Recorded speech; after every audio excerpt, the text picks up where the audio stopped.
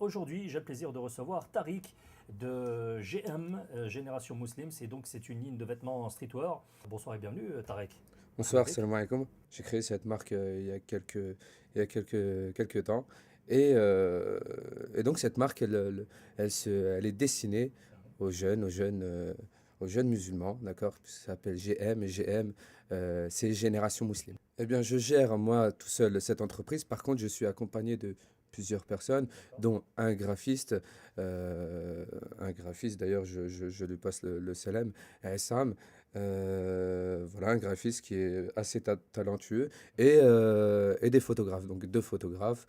J'ai travaillé avec un premier photographe qui s'appelle Sebos, qui a pas mal enfin c'est son pseudonyme, hein, qui est très talentueux aussi, et un ami photographe aussi, amateur, Mamad. En fait, cette marque, elle s'adresse aux jeunes de 15, enfin on va dire de 12 à 25 ans.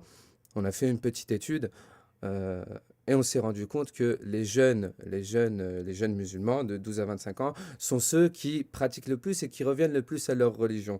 On s'est dit, eh bien, à cet âge-là, les jeunes ont besoin de revendications. Mhm. Ils ont besoin de revendications, ils ont besoin d'appartenance. Ils ont ce besoin d'appartenance à un groupe. On propose des vêtements assez jeunes, puisque c'est du streetwear, tout ce qui est t-shirt aujourd'hui. Demain, on va décliner un petit peu en faisant des sweatshirts à capuche, des sweatshirts sans capuche, un peu plus classiques. Inch'Allah, des polos.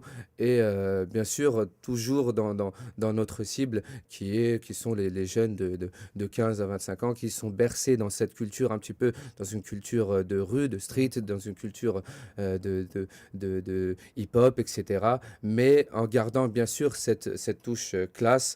D'ailleurs, si vous allez sur notre site qui est le www.génération-muslim-bigcartel.com, vous verrez que les photos sont classe, etc. C'est Et pas tout du ça. tout.